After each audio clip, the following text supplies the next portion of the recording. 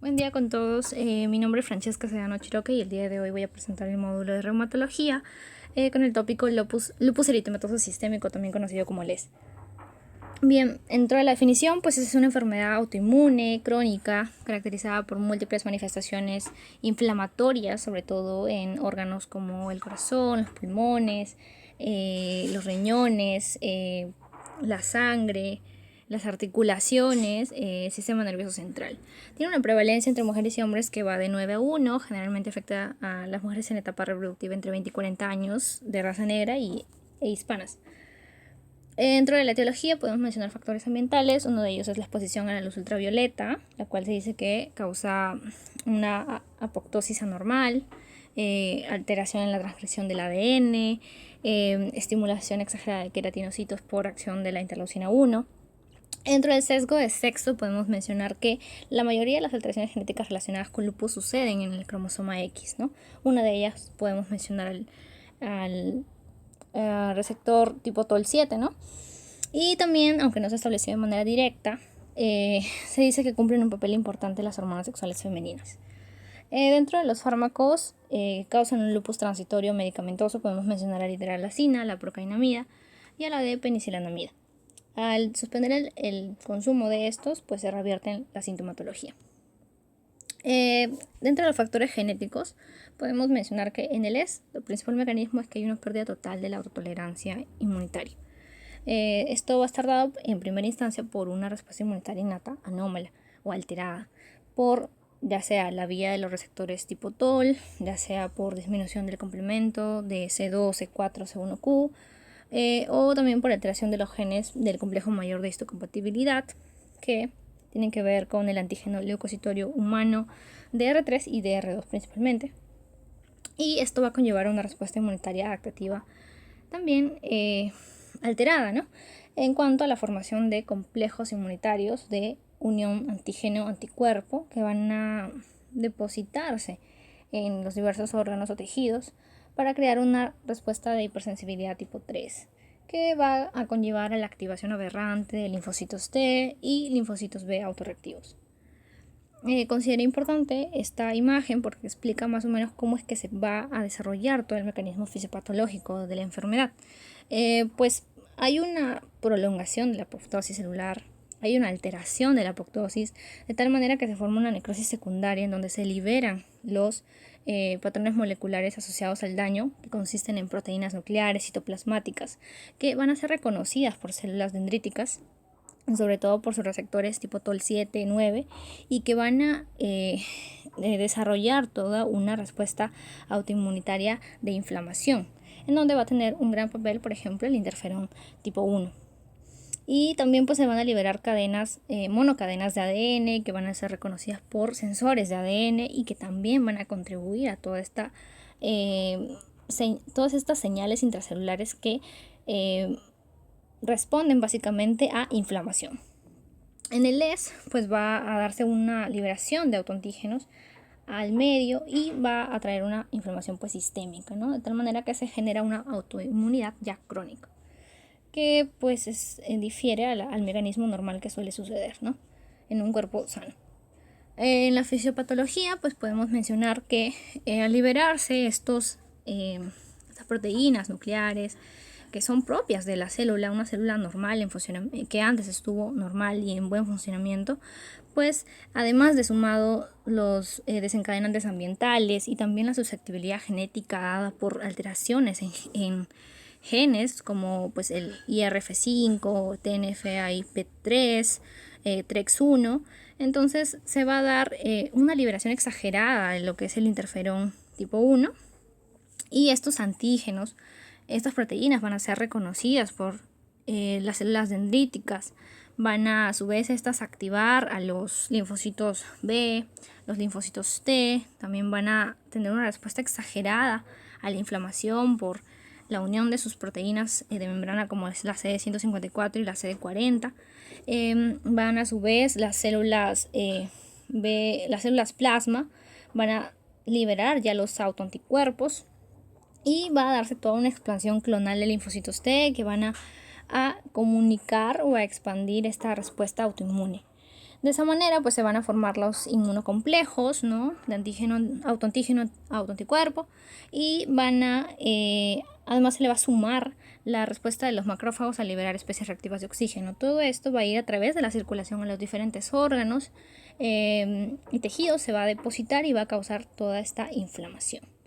Pues aquí en la mano derecha podemos ver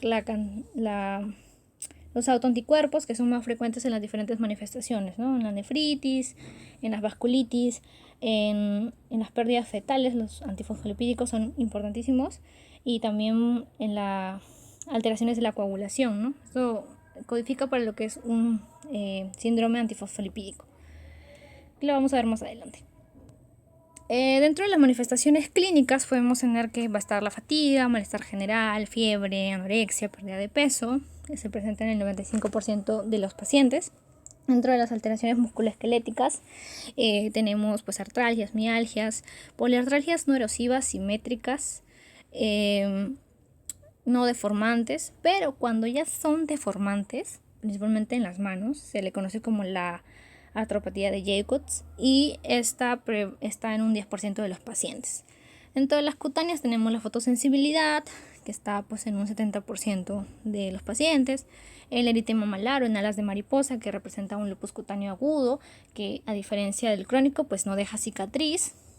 En el caso del crónico, que es representativo el eritema discoide, pues este causa hipopigmentación, dolor y deja cicatriz. Dentro de las hematológicas podemos mencionar la anemia de enfermedades crónicas, que es normocítica, normocrómica. También puede ser anemia hemolítica si es que se forman autoanticuerpos contra los eritrocitos. Y esta forma, si es que se acompaña de leucopenia, trombocitopenia, se le conoce como el síndrome de Evans. En las neurológicas pues se presenta como una encefalopatía lúpica en un 40 o un 50% de los pacientes. Suele ser una de las primeras manifestaciones, por así decirse, y que se va a caracterizar por alteraciones cognitivas, trastornos psicóticos, ansiedad, depresión, cefaleas, convulsiones. Dentro de las manifestaciones cardiopulmonares podemos mencionar principalmente las pleuritis, pericarditis, miocarditis. También destaca la endocarditis de Lehmann-Sachs, que está en un 10% de los pacientes.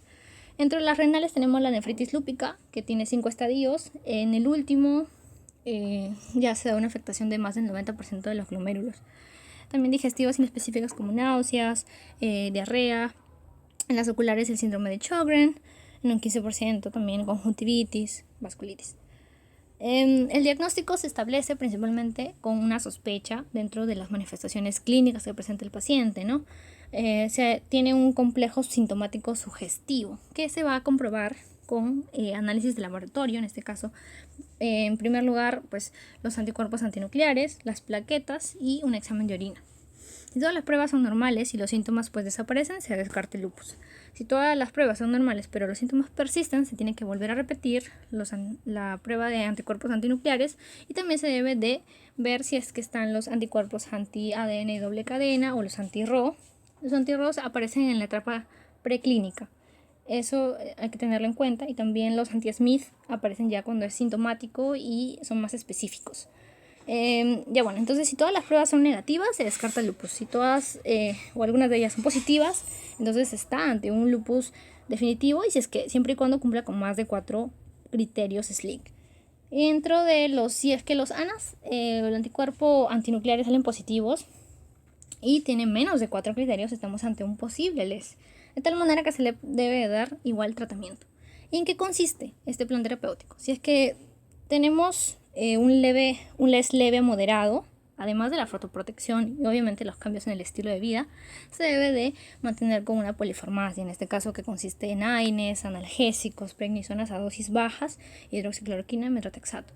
Pero cuando ya tenemos un LES grave, se va a mantener con hidroxicloroquina, corticoides a dosis altas, metilprednisolona, ciclofosfamida, azatioprina. Y si es que no hay respuesta, entonces se deben dar tratamientos de sección, como pues ya está la plasmaferesis, inmunoglobulinas, terapia biológica. Si es que hay una respuesta, se debe ya de reducir dosis y se debe completar esquemas. Existen también ciertas orientaciones terapéuticas que van hacia manifestaciones desde lo más leve como musculoesqueléticas hasta más graves como vasculares, ¿no? En las vasculares principalmente pues lo que se busca es la antiagregación, la anticoagulación. También se puede presentar incluso fenómenos de Raynaud, donde se tienen que usar vasodilatadores. Cuando hay alteraciones vasculares, se debe también de sospechar de un síndrome antifosfolipídico, si es que también se encuentran muertes fetales previas. Estos también tienen criterios diagnósticos. Ahora vamos a presentar el artículo científico. En este caso son características clínicas y comorbilidades de pacientes con lupus eritematoso sistémico en niños y adultos. Pues el objetivo de este estudio fue principalmente comparar cuáles eran las características clínicas y las comorbilidades que tenían estos dos grupos muy diferentes de pacientes. En este caso fueron 127 expedientes clínicos que se tomaron. El grupo estuvo conformado por niños y el 91 adultos que conformaron el grupo B. Dentro de las conclusiones a las que se llegó, pues fue que las manifestaciones clínicas en niños fueron mayores, tanto en la afectación cutánea, la vasculitis, el daño renal, cardiopulmonar, pulmonar y también las infecciones. Mientras que en los adultos predominaron las afecciones articulares y la falla renal crónica. En los niños se asoció la polifarmacia y también una mayor mortalidad. Podemos aquí corroborar los hallazgos. Las infecciones y las afecciones cardiovasculares tienen una mayor mortalidad. Dentro de los fármacos pues, más empleados en el tratamiento de estos dos grupos de pacientes fue los glucocorticoides y también la hidroxicloroquina. Y pues la cantidad de fármacos llegó a ser pues, más de 5 fármacos, como pueden ver, y pues se presentó el mayor consumo en adultos. Sin embargo, se asoció con mayor mortalidad a esta polifarmacia en niños. Dentro del banco de preguntas, pues tenemos el caso de... la primera pregunta es, ¿en el lupus cutáneo subagudo es característica la presencia de anticuerpos? ¿Cuál de ellos? Pues anti-Ro, como ya lo habíamos mencionado. Ahora tenemos una mujer de 35 años sin factores de riesgo cardiovascular, con historia de una muerte fetal de 20 semanas, que presenta infarto de la cerebral media derecha y además tiene un alargamiento del tiempo de tromboplastina parcial activado. ¿Y cuál es el diagnóstico más probable? Pues como habíamos mencionado, si tiene problemas vasculares, si tiene muertes fetales y además pues se encuentra en una etapa reproductiva, tiene 35 años, lo más probable es que se esté sospechando. Además tiene una manifestación clara de parte cutánea, ¿no? Que es el lívido reticularis. Entonces se le debe asociar con un síndrome antifosfolipídico. Obviamente se debe de establecer ya criterios diagnósticos con análisis laboratoriales.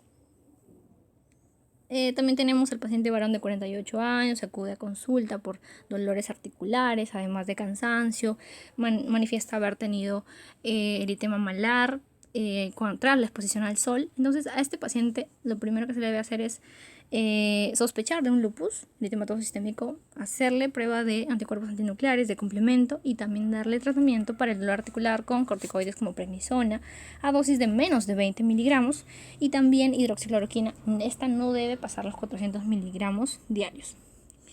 En cuanto a un paciente de 32 años, se acude por después de la exposición solar, tiene lesiones anulares con regresión central, con 2 a 3 centímetros de diámetro. Entonces, esto ya cuando dice lesiones anulares y que es tras la exposición al sol, es un paciente de 32 años, pues ya se hace referencia a lo que es un lupus eritematoso cutáneo subagudo. Es la respuesta que más se orienta. Bueno, aquí están mis referencias bibliográficas. Muchas gracias. Recuerden ser positivos, pacientes y persistentes. Y recuerden que tenemos flashcards Anki al final de la presentación, aquí abajito en la caja en la caja de las suscripciones. Y pues nada, nos vemos en una próxima oportunidad.